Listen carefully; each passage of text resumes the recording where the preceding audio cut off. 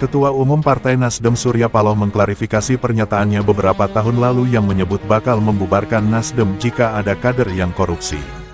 Surya menyebut, pernyataannya kala itu salah dan maknanya berbeda. Ini Surya sampaikan dalam konferensi pers menanggapi kabar kasus korupsi yang menjerat kader Nasdem sekaligus Menteri Pertanian, Syahrul Yassin Limpo. Enggak demikian meaningnya. Enggak ada yang lebih tolol dari ketum partai yang mengatakan kalau ada kader partai yang korupsi partai dibubarkan. Bodoh dia, kata Surya di kantor Dewan Pimpinan Pusat DPP Partai Nasdem, Jakarta Pusat, Kamis tanggal 5 Oktober tahun 2023. Itu saya salah karena memang tidak ada itu. Meaningnya bukan begitu, ujarnya. Dalam pernyataan yang diucapkan medio 2015 itu, Surya mengaku sebenarnya hendak menegaskan semangat anti korupsi yang diusung Nasdem. Bahwa Surya ingin kader Nasdem tak melakukan tindakan koruptif. Makna sesungguhnya bukan begitu. Spirit, semangat kita untuk anti korupsi enggak ada artinya kita ini kalau kader kita hanya bisa melakukan perbuatan-perbuatan tercela. Untuk apa kita punya institusi seperti ini? Ujarnya. Oleh karenanya, Surya mengoreksi pernyataannya.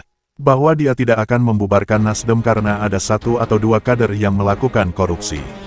Pada anak-anak negeri ini yang datang dengan penuh cita-cita, idealisme, pengabdian, berjuang bersama dalam satu partai harus menjadi korban karena satu dua orang yang tidak tepat, itu tidak benar, kata Surya. Namun demikian, kata Surya, tak ada yang bisa menjamin kader partai tak melakukan perbuatan tercela. Apalagi jika kader tersebut sebenarnya merupakan penyusup partai.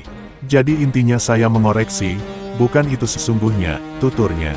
Sebelumnya, beredar kabar bahwa mantan Syahrul Yassin Limpo telah ditetapkan sebagai tersangka kasus dugaan korupsi oleh Komisi Pemberantasan Korupsi (KPK). Kabar ini diungkap oleh Menteri Koordinator Bidang Politik, Hukum, dan Keamanan Menko Polhukam, Mahfud MD. Bahwa dia sudah tersangka, ya, saya sudah dapat informasi. Malah sejak kalau eksposenya itu kan sudah lama kalau tersangka, ujar Mahfud di Kompleks Istana Kepresidenan, Jakarta, Rabu, tanggal 4 Oktober tahun 2023. Namun demikian, hingga kini KPK belum menetapkan status Syahrul sebagai tersangka kasus dugaan korupsi.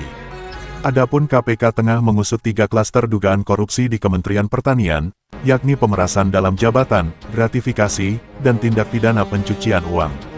KPK telah menetapkan sejumlah tersangka dalam kasus dugaan korupsi terkait pemaksaan dalam jabatan di Kementan, tapi belum mau mengungkap identitasnya. Penyidik pun telah menggeledah rumah dinas mantan Syahrul dan kantor Kementan pada pekan lalu untuk mengumpulkan barang bukti dalam kasus ini. Dari penggeledahan di rumah dinas Syahrul, penyidik KPK mendapati uang puluhan miliar dalam bentuk rupiah dan mata uang asing. Selain itu, penyidik KPK juga menemukan 12 pucuk senjata api.